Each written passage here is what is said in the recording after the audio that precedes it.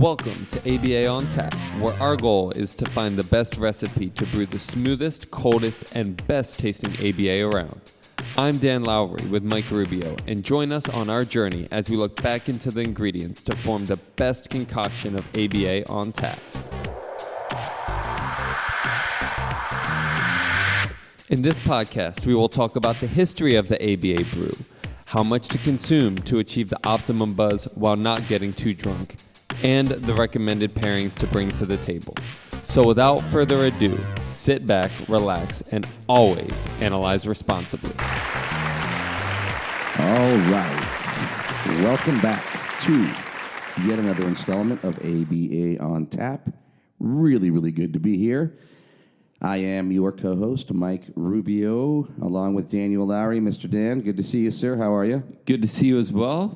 Enjoying this lovely San Diego weather now that we finally got a little bit of time without rain and some more daylight. The days, the weather seems to get more beautiful that day. Daylight savings day here in San Diego, right? You got to say. My wife was saying the same thing. It's a beautiful sunny day. Still a little bit of a chill, nice little ocean breeze off the coast, but beautiful. Living the dream, brother. We're lucky to be here. Glad to be back. Continuing our quest in Season 5 to bring more resources directly to parents that concurrently would be helpful to professionals during things like parent education sessions, circumstances like that where we can exchange very, very practical pointers, strategies about what parents can do to manage their own behavior, to try and manage their child's behavior during times of difficulty, to really incite the learning process at every time or opportunity reasonable. So we didn't plan this. I have to apologize. I get a lot of things in my feed. And recently I started getting some things from Autism Parenting Magazine. And it just so happens that we're going to be highlighting Mr. Jeremy Brown yet again. Shout out to Mr. Brown. Thank you. Yeah. And we'll be doing part 3 of our Jeremy Brown series today. Part 3 of our Jeremy Brown series, we started with 11 things not to do. Yep. This is now 7 things to do. Tell us a little bit more. Yeah. I really appreciate the angle that he takes here, because you made a really good analogy in one of our earlier episodes when you talked about how so often the kid will be doing a behavior and it upsets us, and because of how it makes us feel, we then make attributions and relationships and then responses to the child based on our feelings. And the way that he talks about this article being 7 things to do when you lose patience with an autistic child, I just really like the way that he again puts it back on us and our feelings, our perception, and our responses to the situation. So this could be useful for training purposes, for new hires, say registered behavior technicians. The idea that I like talking about this with everybody.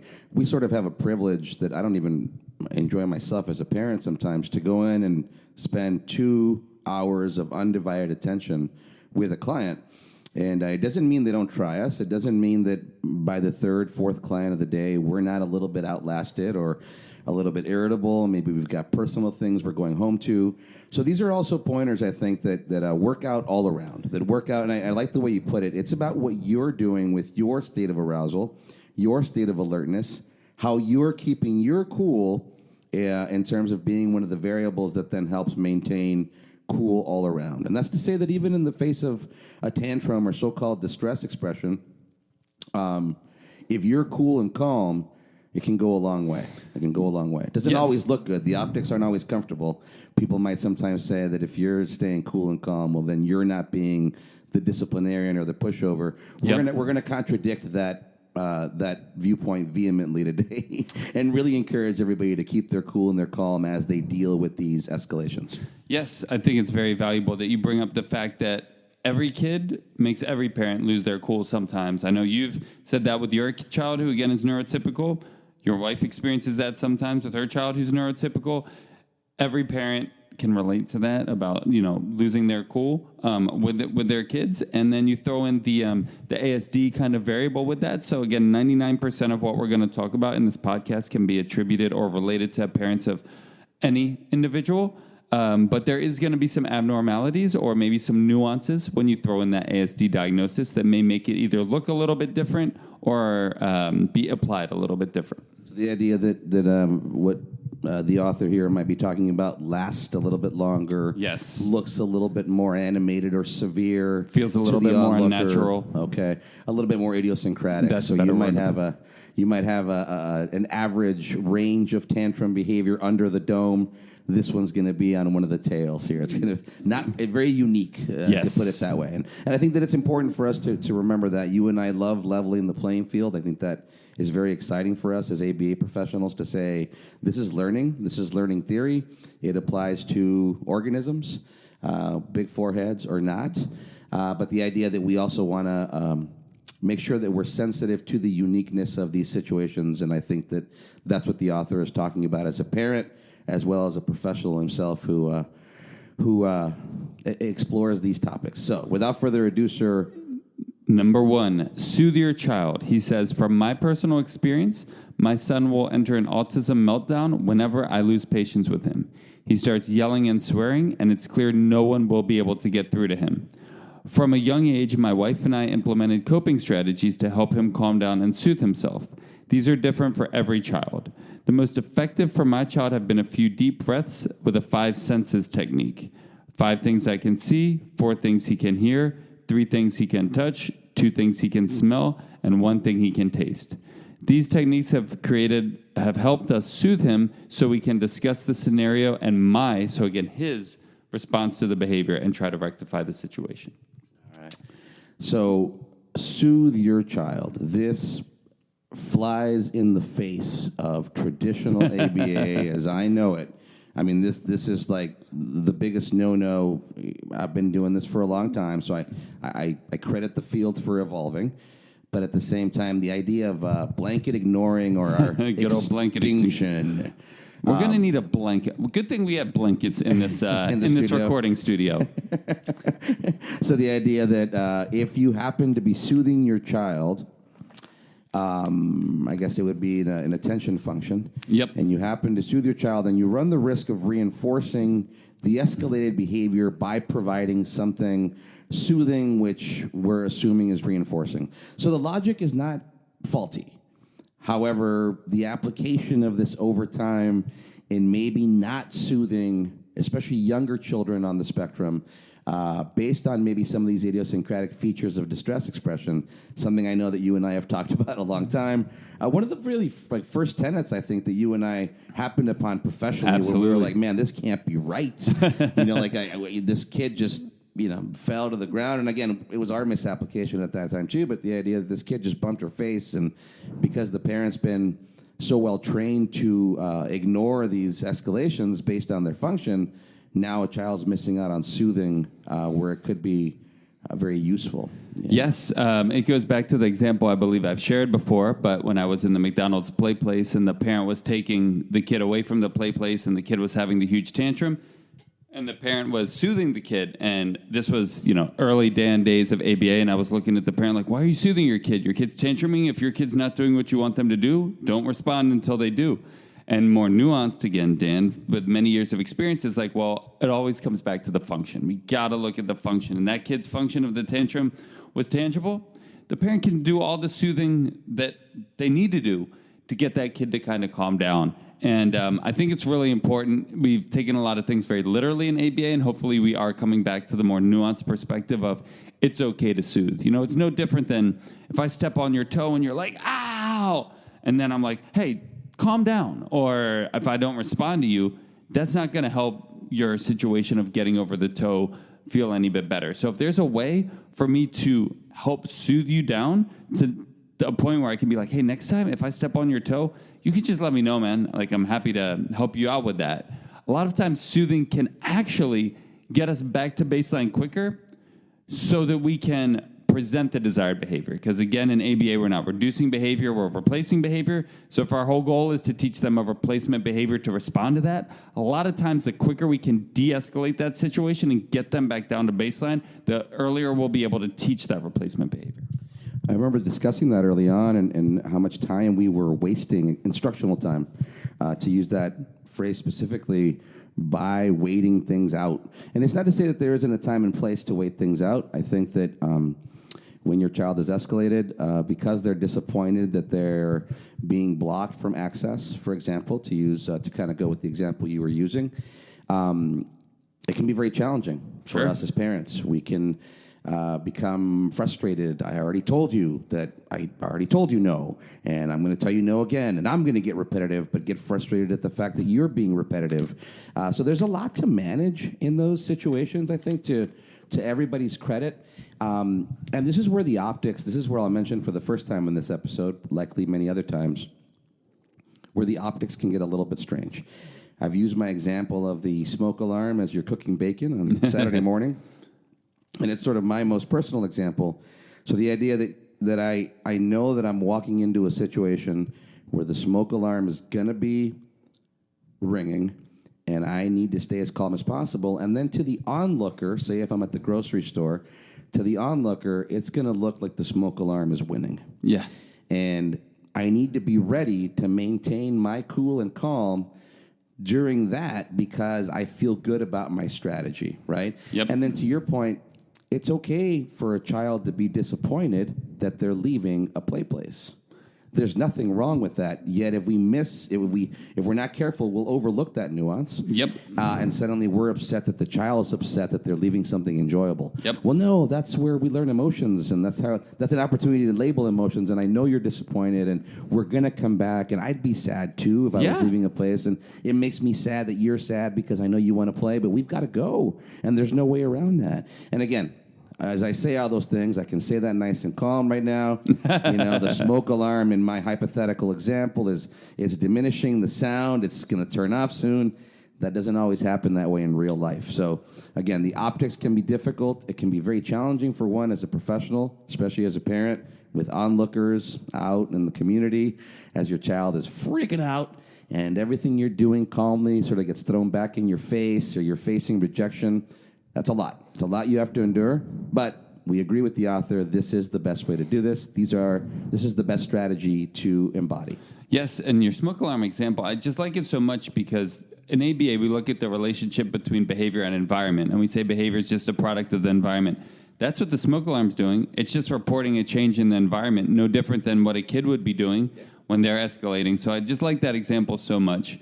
Just touching base on two more things that he says before I pass it to you, if you want to wrap this one up before moving to point number 2. When he says he starts yelling and swearing, and it's clear no one will be able to get through him. I'm also a certified ProAct trainer, and I really like how ProAct has brought their curriculum has really made salient the escalation and de-escalation continuums, and how as we escalate, blood leaves our prefrontal cortex and goes to our extremities, which means we rationalize less. So when any of us escalate, our prefrontal cortex and our brain is working less optimally. So it's not him, people can't get through to him, it's any of us when we escalate. People can't get through to us because our brain is not working optimally. That blood that would normally be in our brain and helping it work optimally is now in our extremities. So that de-escalation continuum, the ProAct is taught, and the inverse of cognition, I think is very visually appealing and provides a great representation of what he's explaining here. The last thing that he says when he talks about the deep breaths and the 5 senses technique, it absolutely is important that we work with individuals to teach them ways to regulate their own behavior. And grounding is super valuable, but at the end of the day, we need to spend just as much time focusing on our behavior than their behavior. So if we're teaching them to do deep breaths, we need to be finding ways to regulate our behavior in that situation. We have to be finding ways for us to do grounding techniques. So if we're talking about 5 things he can see, we should be thinking about 5 things we can see in that situation, or ways for us to ground ourselves, because at the end of the day, the behavior is what it is. It's how we interpret it and subsequently respond to it that's going to cause it to increase or decrease, which is the purpose of this article from Mr. Brown. So it's just much more, or at least as important, that we work on our behavior and our grounding and our deep breaths and our self-regulation as it is the child's. Yeah, it would be leave it up to us to take even a 7 a list of 7 items and run out of time. And we're on our way to do that here. One thing I want to mention very quickly before we move on is I can see, and I want to make sure I do this to the full credit of the author. It happens to us during parent training situations. I can see a parent taking this article, reading the strategy. They try it with their child, and immediately their child's like, no, I don't want to count. I don't want to tell you what I smell, right? And then you're like, oh, the author was full of it. This didn't work. It's just awful. Okay, so I want to qualify that immediately. When we say soothe, people might have a vision of like, oh, I'm going to embrace my child and rub their back. Your child may want nothing to do with your tactile input in that moment. Great point. So soothe means help them recapture their breathing, to reduce their heart rate, help them de-escalate. Back to your example of the escalation curve.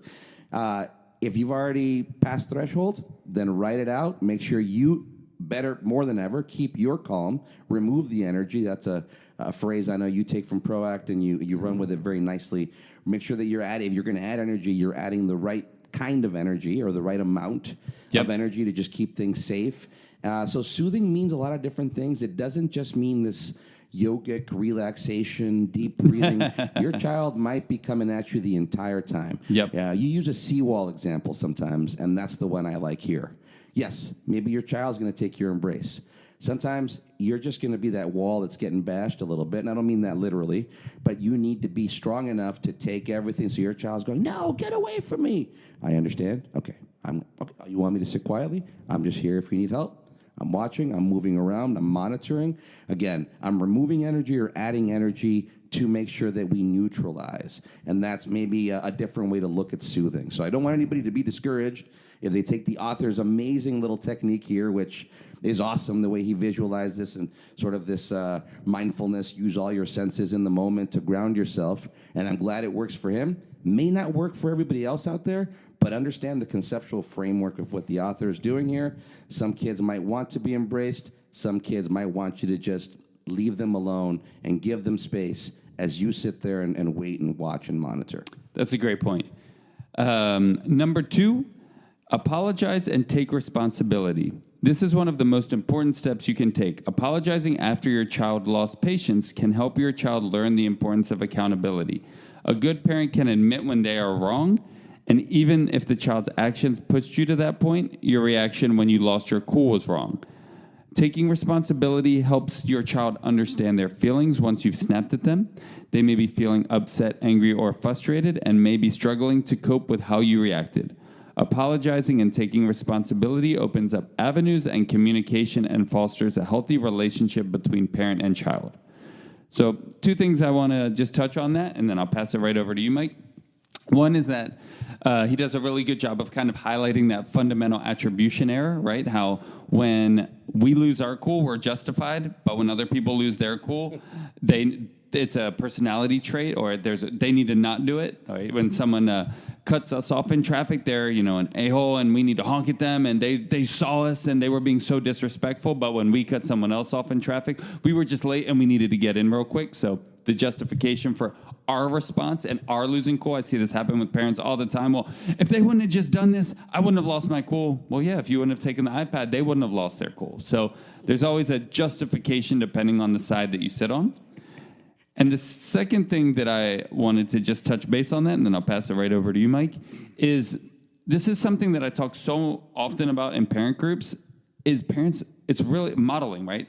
Your kids might not always be listening to what you're saying, but they're always watching, and they're always, they're very perceptive. So modeling, it's okay to lose your cool, because that's a big piece of self-efficacy. A lot of the kids that we work with lose their cool, and then that becomes part of their self-image of, I can't control my behavior. Everyone around me, they can control their behavior, and it's really easy, but I can't control my behavior. And it's important as a parent to be like, you know what, sometimes as a parent, I didn't control my behavior in that situation. And as a result, I'm going to apologize to you, and I'm going to try to do better next time. And I think that really helps individuals and kids build their self-efficacy and realize it's not them that is broken and can't control their behavior versus the parents. It's everyone at times can't control their behavior. I'm going to jump right off on the modeling piece there. Again, there's a time and a place for it, but I think it's often misapplied. one of the actions that we often do in ABA that has a good logic to it, but makes me cringe most of the time is, hey, Johnny, now go apologize to Billy. It doesn't mean anything to you. You're saying an empty sorry. We haven't set up the situation for any sort of empathic referencing or anything like that. Yep. But let's run through these motions. Again, there's a time and a place. I'm not saying it's incorrect, but I think the author adds the more important antecedent to that action, which is you as the adult modeling. And really, it's a chance to just follow up on what you were saying, Dan, to label the emotions, to really tact, if you will, share the experience with your child that I lost my cool. I used a tone of voice that I asked you not to use, and now I'm telling you that wasn't okay. Let me label my emotions for you. Let me explain to you why my face looked the way it did, why my voice hit the volume it did. And to a later point on the author's list here, and something that I like to follow up on as we talk to parents together is we love our 80-20 mastery rule, and maybe in this case it's 90-10. And that's to say that even as a parent myself, I'm going to expect myself to spend within 10 to 20% of my time with my kids losing my cool a little bit. Maybe not to an extreme, complete be-all, end-all scolding, but the idea that in those 10 to 20%, I'm also letting them know that I can get frustrated. Again, back to all the things that you were mentioning in the points you were making. I think that's a very important lesson. We hold them to a certain standard, our kids, all of our kids, and I think that sometimes the clients that we work with, the patients we work with, we often scrutinize to a more stringent standard. Of course. And in this, we're correcting them, and in this case, nothing better than to correct oneself before expecting our kids or our patients to do so. I think a lot of that correction and scrutinization to a higher standard comes from two facts. One is that a lot of the practitioners don't have kids of their own. It's funny, I was hanging out with some of our practitioners that do have kids, and then one staff member recently rejoined our team from maternity leave, and she's like, wow, I just have so much better appreciation for it as a parent. But if you're not, all you're doing is trying to hit goals, and it almost loses the humanity. Whereas the parents, and the more that we can bring that in, I think is super, super important. Moving on, which gets right in to number 3, which is, I think one of your and my biggest goals in ABA is to bring the humanity back into ABA. It says, remind your child that you still love them. I love you is such a simple phrase to say to your child, but it might be the most important thing in the world that you tell them.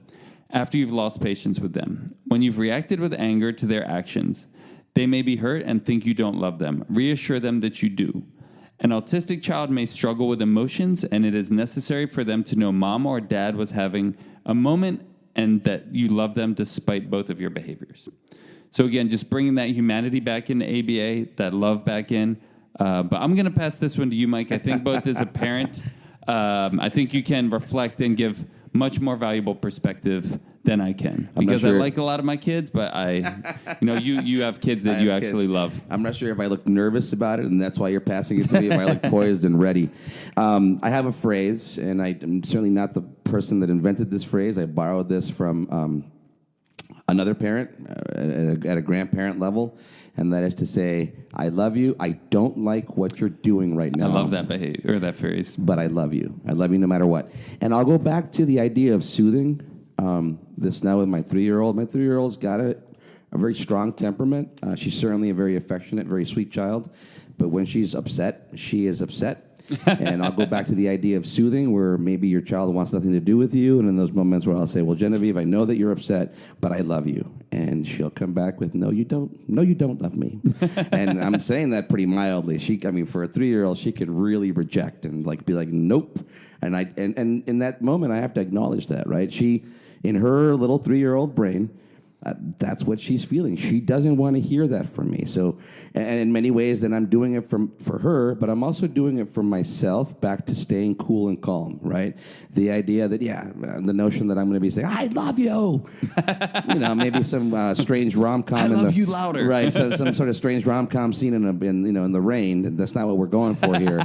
But all these things that, as we pile them up or compile them, all these things that the author is doing or that he's suggesting, all these strategies, again, are very nicely embedded and build upon one another and really allow you to stay cool as you reflect. So the idea that you're going to think about apologizing and acknowledging your own actions, that's goes a long way towards staying cool. The idea that you're going to remember your unconditional love for your child as you also experience the fact that you don't like one bit what they're doing in that moment and that you're fed up and you've had it.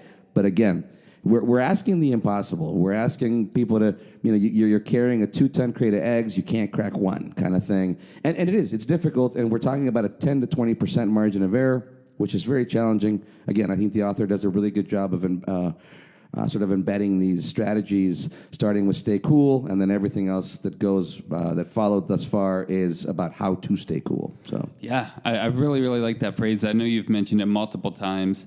Two phrases, there are two kind of sayings that you say a lot that I've used a lot in my parent groups. One is the I love you. I don't love the behaviors that you're doing right now, but I love you. And the second one is when parents are like, well, why do my kids, treat me differently than they treat the therapist? And how you're like, well, because they know you love them unconditionally. Yeah. And I think that's so important. And ABA is the science of behavior. And a lot of it was developed in labs with rats and pigeons and things like that. Did Skinner love his rats and pigeons? No. A lot of it is kind of that colder science, the science of behavior. In ABA, a lot of times we do boil people down to the sum of their behaviors, and that can be very scientific. That can be very inhumane, for lack of a better term. But as we transfer it from the lab to the living room, really bringing that humanity and that love back into the fray. And as a therapist, we don't need to love the clients, but we definitely don't want to teach the parents to not love their kids because of their behaviors. It's interesting. I don't want to get too philosophical here, but the fact that we had sort of a demographic of people in our society at one point in time that, presented or we observed as a little bit devoid of emotion.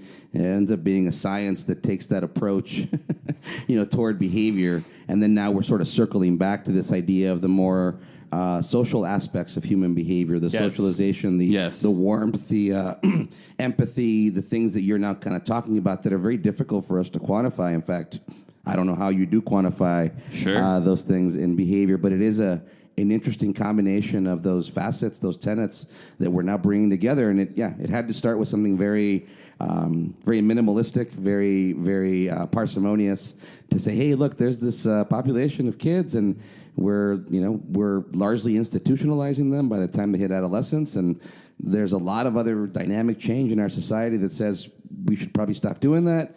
And then now we've got this sort of cold surgical science that shines light on the humanity of, a sector of our society we'd kind of written off. Anyway, I got a little philosophic there. Anyway, just expanding on that briefly, as we talk about, one of the big things is with law enforcement and things like that, and how certain things are prosecuted or not. We talk about behaviors that are clearly undesired, like robbing stores or things like that. But over the last maybe 5 years, there has been more of a discussion of why are these people doing it? Yes, the behavior needs to stop, but why are they doing it? Can we be compassionate to why somebody may be in a situation to do that? On the flip side, can we also be compassionate to the store owner who's now losing merchandise, and he also has families to feed? So again, yes, the behavior is bad. The behavior needs to stop. I absolutely understand that. But the compassion to all sides of the situation will provide a much more kind of holistic and nuanced interpretation of that. The so-called circumstantial approach to behavior, right? That I know I like to investigate, I like to explore, and that's what we just did at that point in time there. Yes. With that, so often we were so just focused on the behavior, but if your child's doing a behavior that you don't like, a meltdown, and you say, you know what, I love you in this situation, that's not going to hurt anything. Your child's not going to reinforce the behavior and make them do it every single time. The more that as a parent, you can bring love back into the situation and let your child know that they're loved, that will have a net benefit. Yeah. No, I agree. I agree 100%. Speaking of which, as we transition from reminding your child that you're loved, moving to giving your child a chance to express how they feel, let's talk about something that we love and makes us feel a little bit better. Oh, well, thank you, sir. Talking about hitting my flow state, the magic that I've needed lately.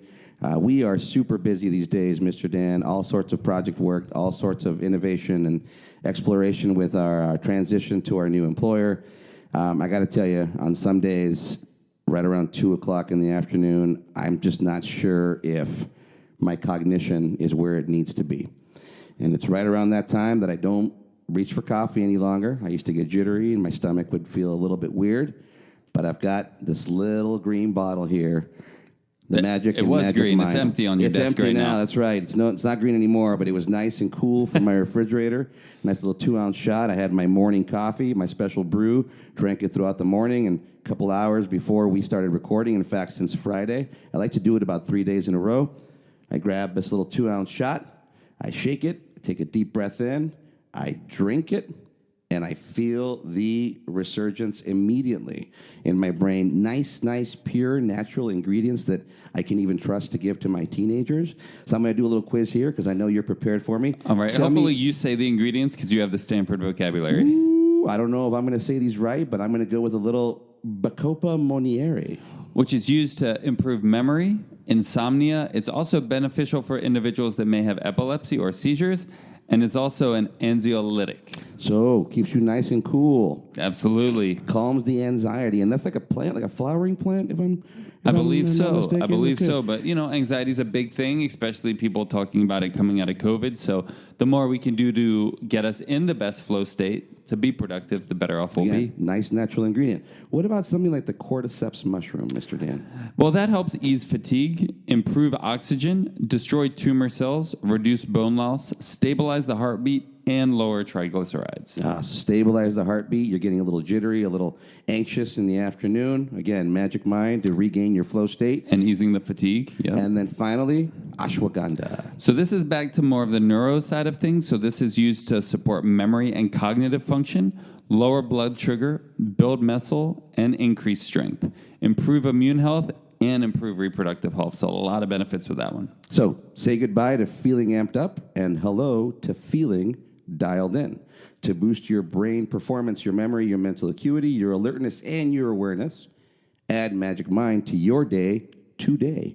Simply use the link in our episode description or go to www.magicmind.com/ABA on tap in all caps. Again, that's www.magicmind.com/ABA on tap in all caps.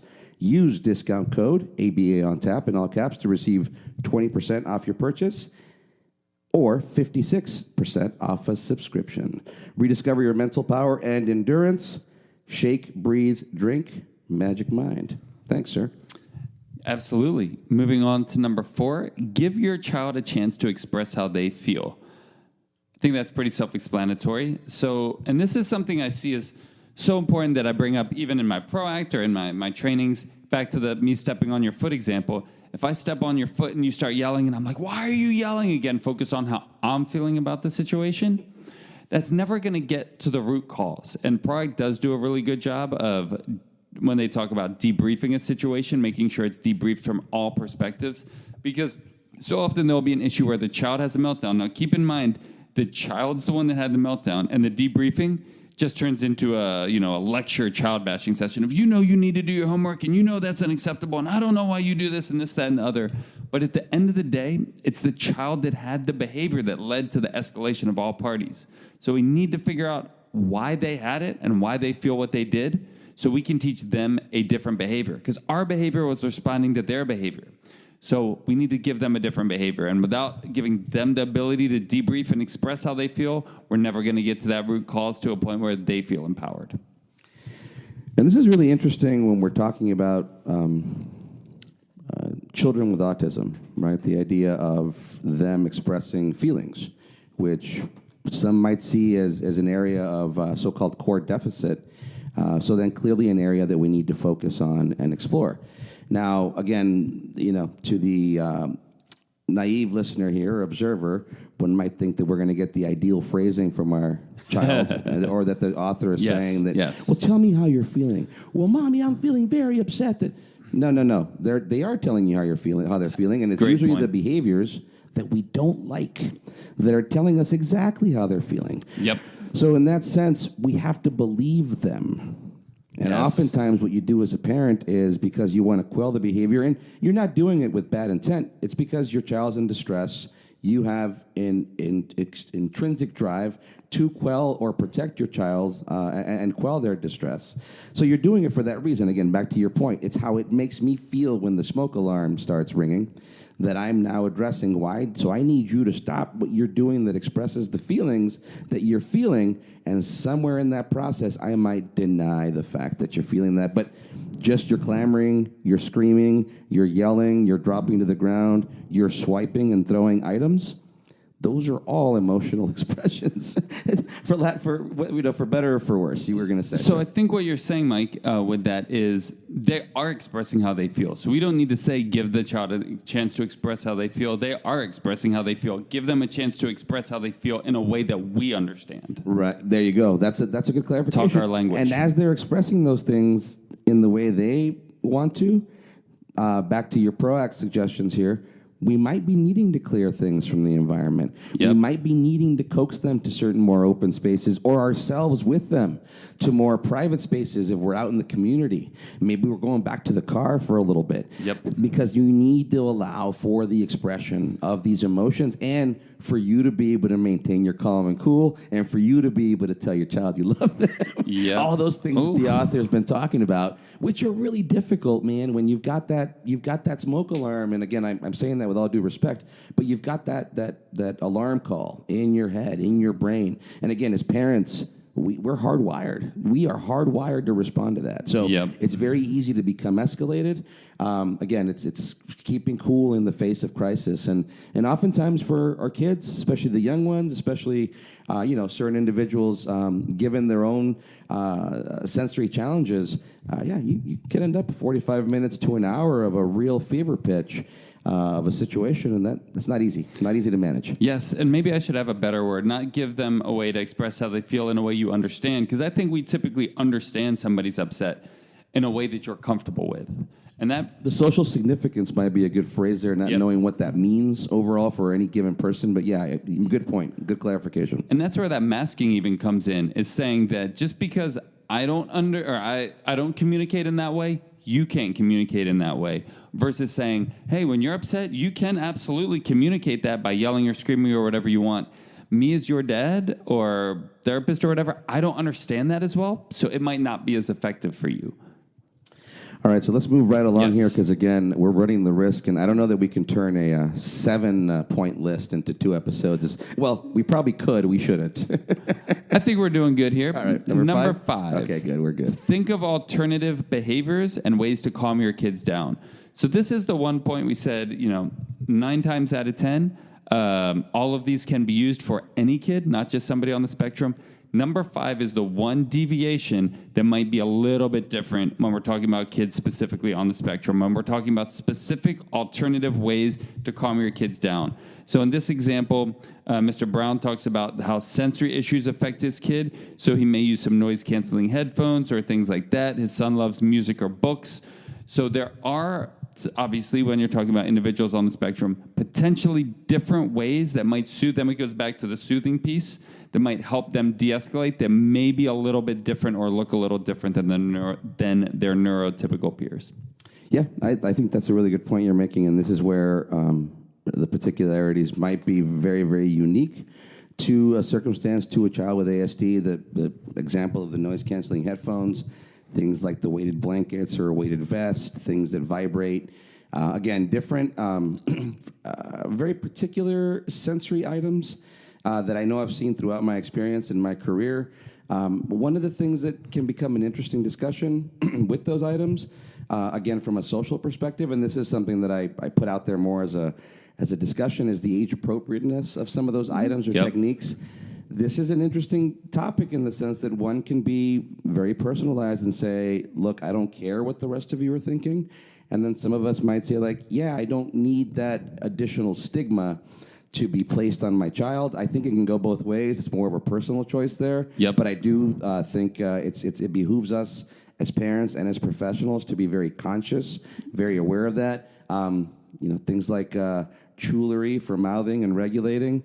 Some people like them. Some people think that they get drooly and disgusting. Sure. Again, I think that both of those points are valid, but more parameters that we can consider as we think about these strategies, when and how to implement them, and then to the author's credit, to your child's benefit within reason, have at it. Do it as you need to control a situation, knowing that, like anything else we might suggest behaviorally, you might consider fading some of these things or presenting variations in these things naturally over time, knowing that you don't necessarily want to contrive crisis, but the idea that you sometimes find yourself in a situation where you forgot the headphones or you forgot this or the other. What other alternatives to the alternative might you have prepared? And again, I only say that because, and with all due respect to all parties involved, I never like for families to only have available to them chicken nuggets from Wendy's. You know what I'm saying? But those are the best nuggets, though, Mike. Okay.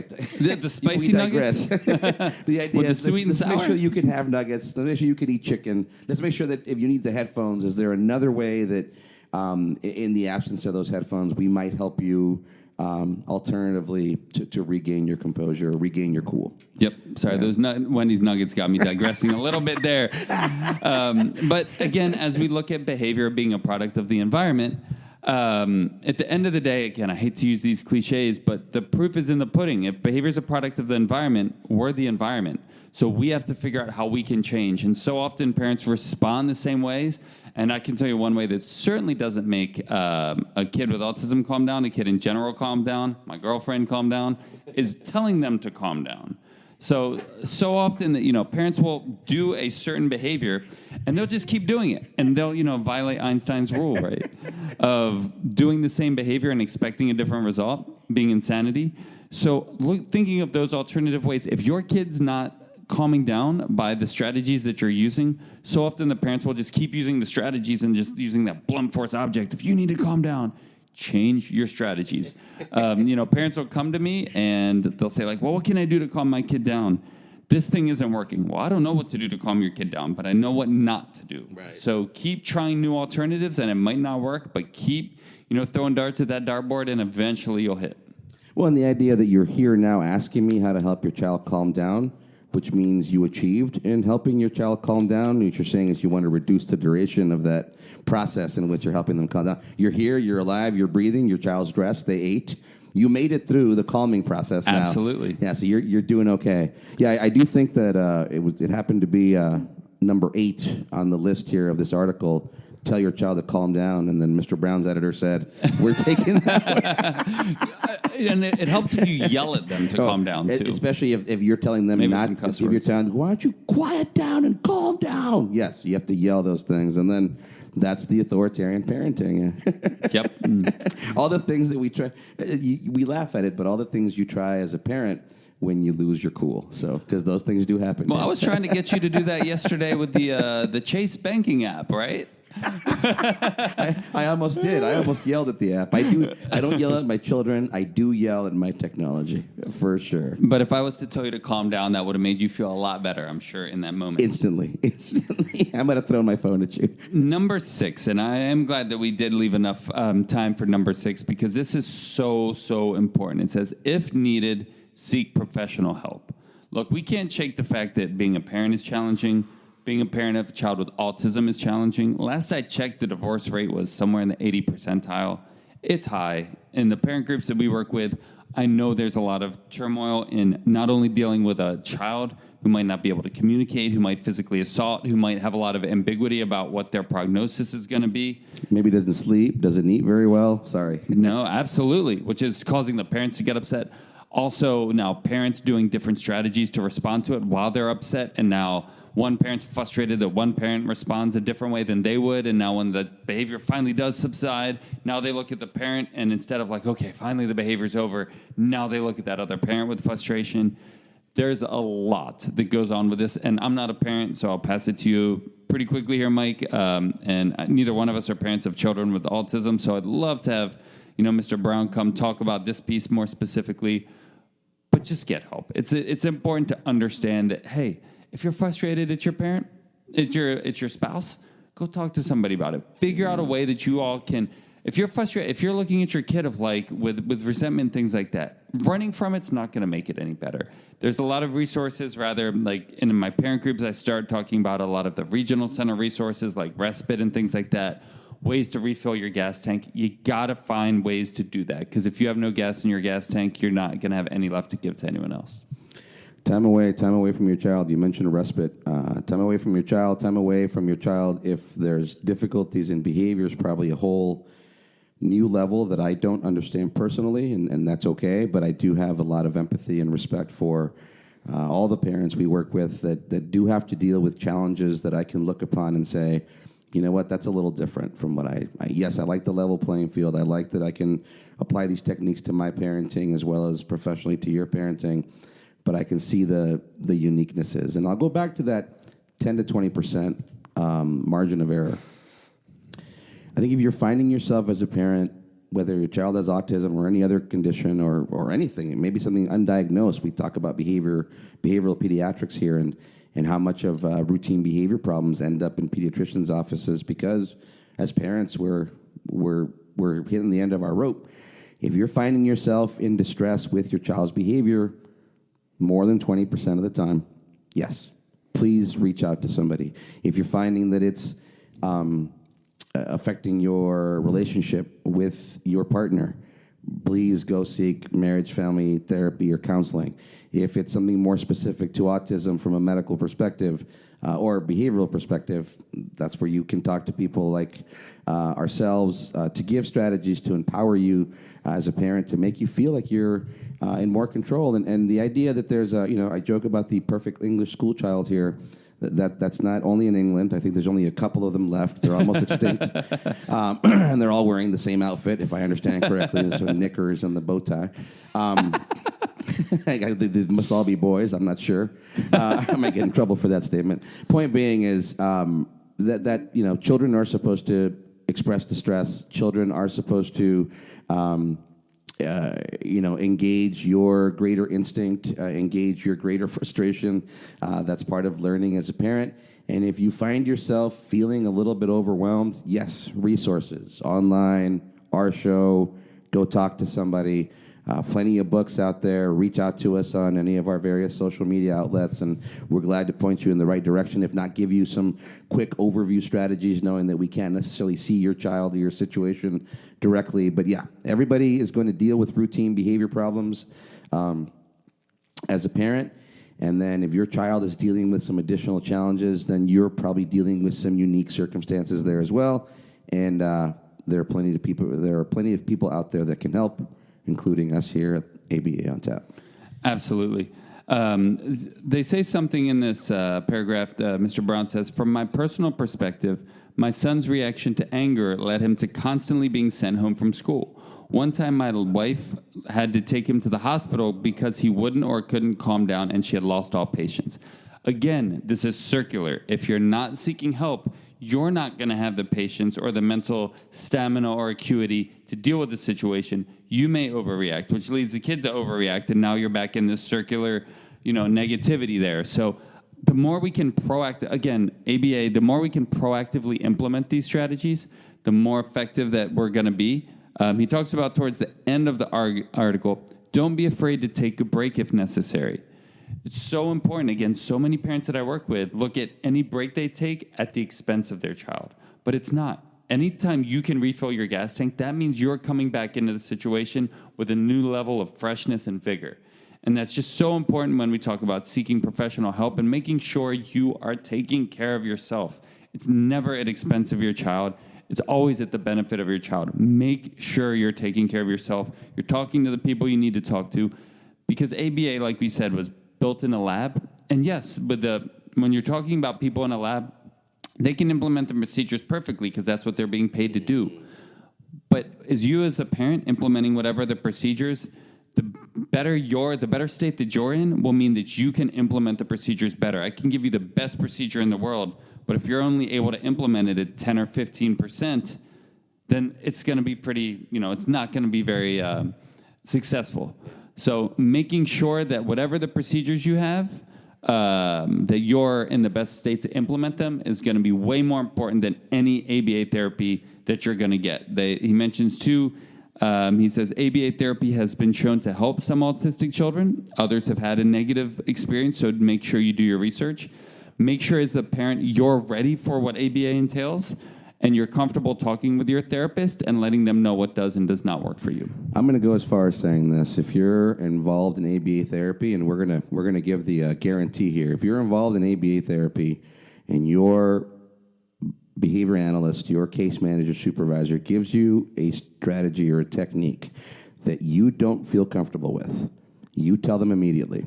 And if they tell you there is no other strategy available, find somebody else. Absolutely. So I want to highlight that point you made.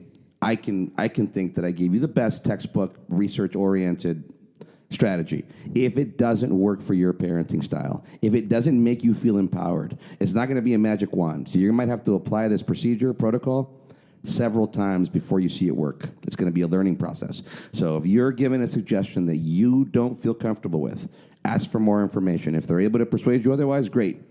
If you're not able to do it and they can't give you something new, I'm going to say find yourself a different behavior analyst. Absolutely. And I guess I'll just conclude with that, talking about the implementation piece and making sure you're in the best state. You know, parents will fight and fight and fight to get every extra hour of ABA. Let's say hypothetically we have 40 hours. They fought hard and got their 40 hours of ABA, but they're just so burnt out and exhausted and frustrated that they're only really there and present for 20% of that and only able to really implement and generalize 20% of that. So we're talking about 8 hours then of functional ABA. So even if you were only getting 10 hours a week, but you're in a much better state, that's 1/4 of the ABA that you'd be getting, but you're in so much of a better state because you're comfortable with what's going on. You're there to be present 80% of the time. That's still 8 hours of functional ABA. You have 1/4 of the commitment with the same exact net benefit, and that just comes down to the parent being in the best possible spot.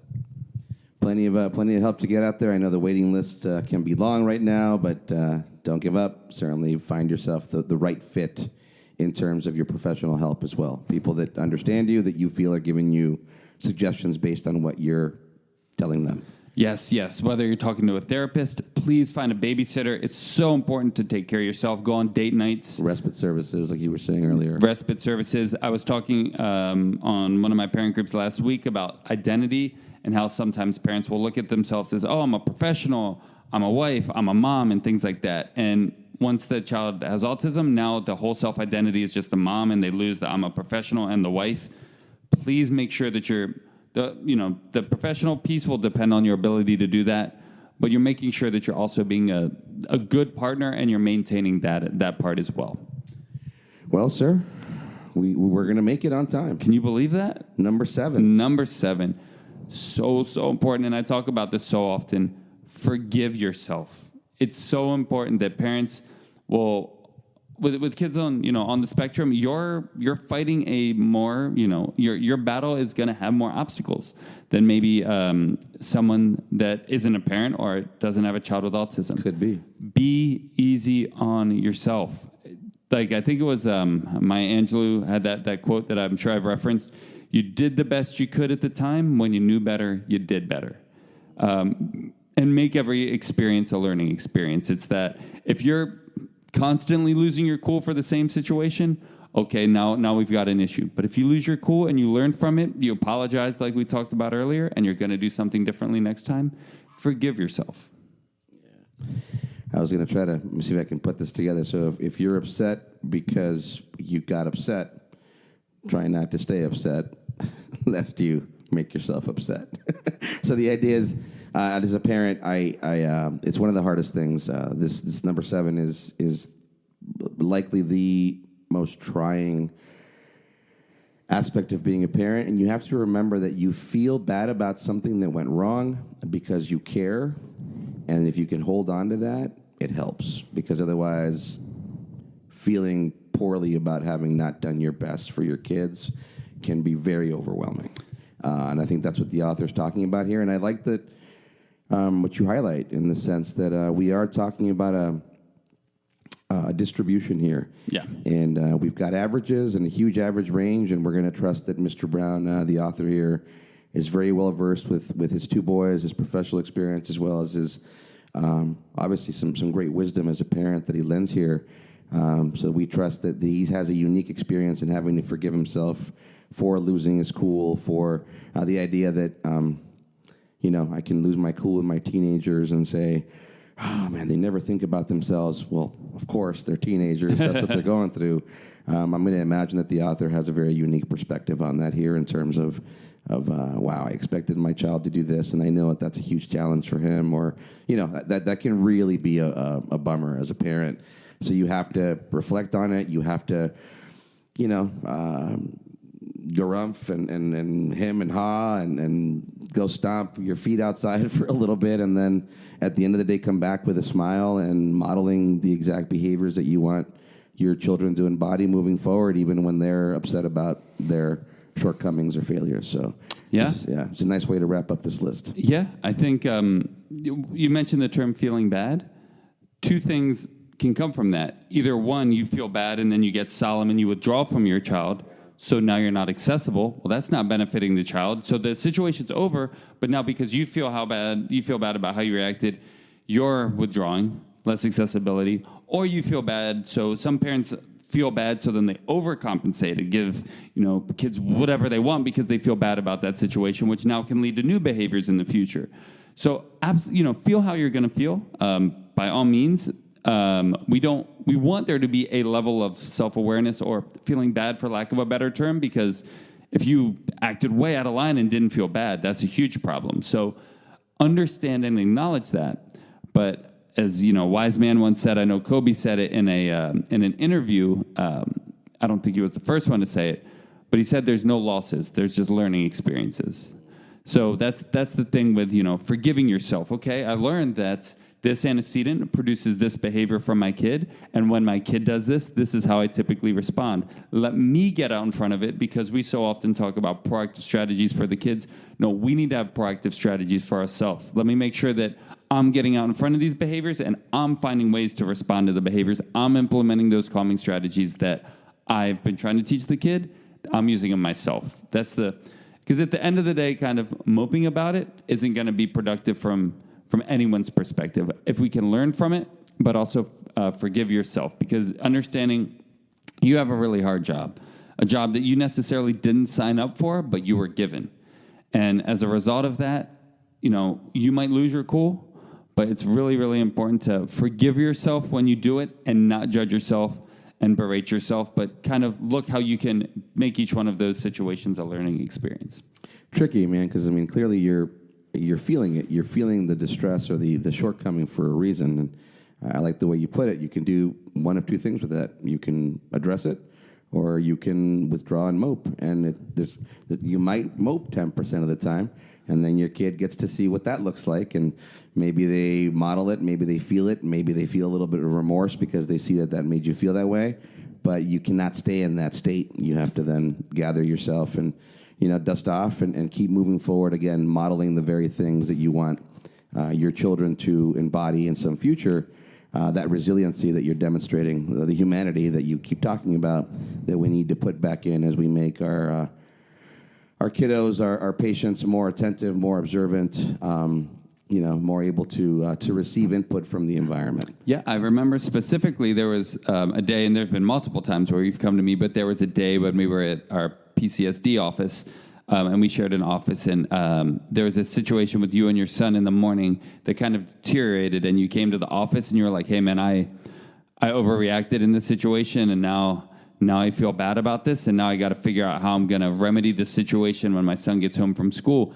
And we kind of talked about it, and it is important that you're able to turn that into productivity, because you don't want to just beat yourself up. You're not going to just be like, okay, well, I messed up, I'm going to turn in my dad card because of that. Like, at the end of the day, you still have to be a dad. So how are you going to learn from it, and how are you going to minimize the damage from this point forward? And that's what we talked about too, about showing accountability. So whatever's done's done. So forgive yourself and figure out how to remedy it, both with the kid, with yourself, maybe your partner. How do we get out of it? So whatever damage is done, how do we make sure that we plug this leak and not just continue to open it to where now, like you said, that water wall, now water's just going through it, gushing through it. So I have to qualify that a little bit more because I mean I'll choke up thinking about it right now. I had taken a very strong authoritarian stance and torn into my son about some homework stuff. And long story short, I was wrong. I can laugh about it now, but let me tell you, it was devastating. And I did a lot of what the author talked about at that time.